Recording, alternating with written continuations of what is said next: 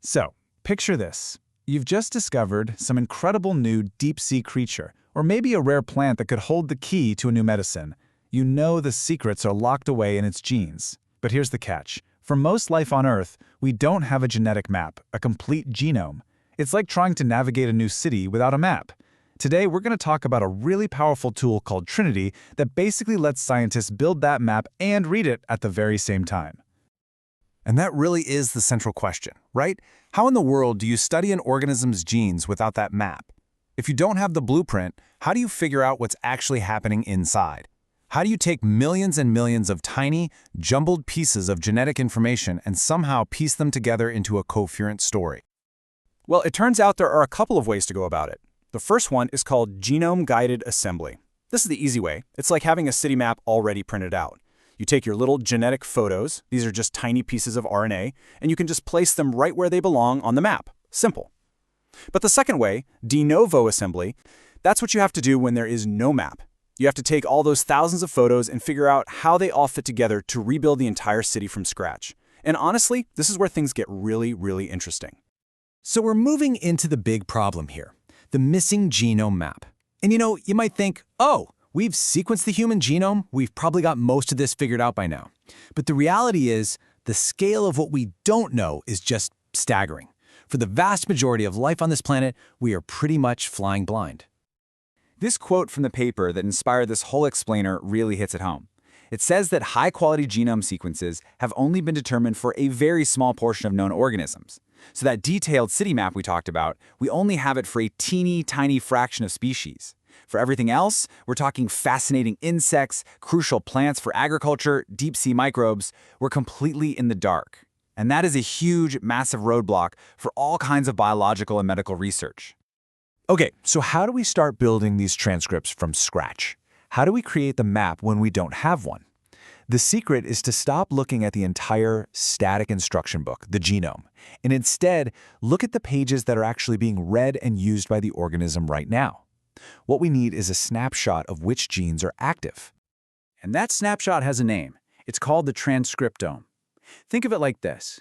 It's the complete set of all the RNA messages in a cell at one specific moment in time.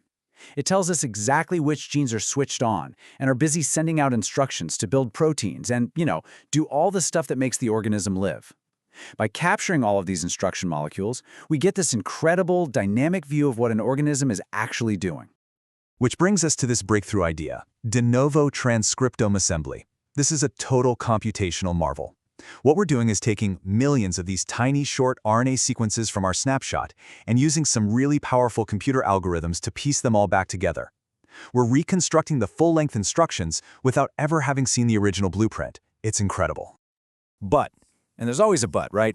This whole process is way, way harder than it sounds. It's kind of like trying to assemble a million-piece jigsaw puzzle where all the pieces are just thrown in a giant pile. Oh, and some of the puzzle pieces are copied thousands of times, while other crucial pieces are super, super rare. It's a real mess of complex data. In fact, there are two major hurdles that make this so tough. First, you've got these varying expression levels. See, genes aren't all turned on at the same volume. Some are just blasting out thousands of RNA copies, they're shouting. Others are barely whispering, which makes their signals really, really hard to pick up. And second, and this one is a huge deal, is a biological quirk called alternative splicing.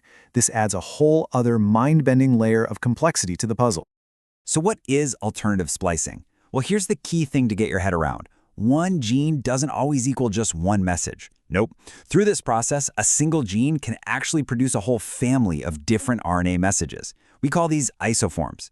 Each one can lead to a slightly different protein, which just massively, massively increases the complexity of the puzzle we're trying to solve. I love this analogy. Think of a gene as being like a city's road network, right? You've got all these main roads, which are called exons. Well, alternative splicing is like creating a bunch of different bus routes that all use some of the same roads but connect them in different ways.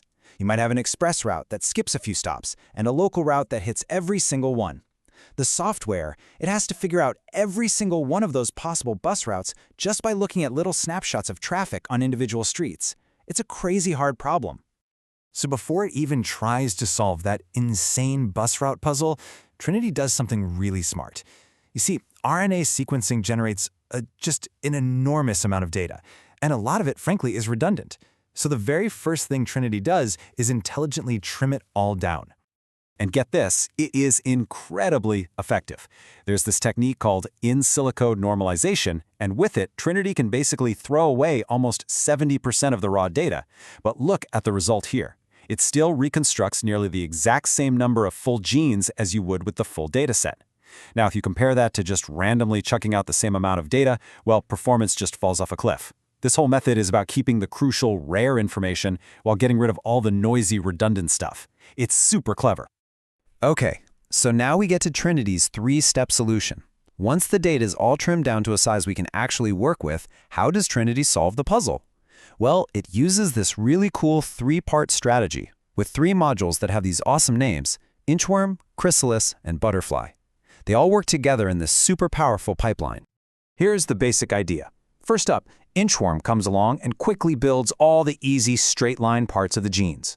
Then, chrysalis acts like a master organizer, taking all those pieces and grouping the related ones together. And finally, butterfly swoops in to solve the really hard parts, the complex tangles, and figure out all those different bus routes we were talking about. All right, let's break that down a bit. Step 1, inchworm. What it does is it looks for the most common RNA fragments. Think of these as the busiest roads in our city map, and it just starts building out from there. It extends them as far as it can go in a straight line, creating these initial unbroken pieces of our genetic sequence. It's really just a fast, efficient way to assemble all the easy, straightforward parts of the puzzle first. Okay, step 2, chrysalis. Now, chrysalis takes all those bits and pieces that inchworm built and starts sorting them. It groups them into what it calls components. So if two fragments look like they probably belong to the same gene, or even the same gene family, chrysalis puts them in the same bucket. And this is key. It breaks one massive, impossible puzzle into thousands of smaller, totally manageable puzzles that can all be solved at the same time. And then comes step 3, butterfly. And honestly, this is where the real magic happens. Butterfly takes each one of those small puzzles, each little cluster, and painstakingly traces every single possible path through it.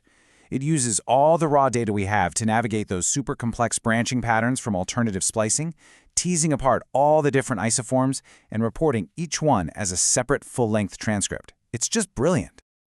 So, after all of that incredible computational work, what's the big payoff? What do we get?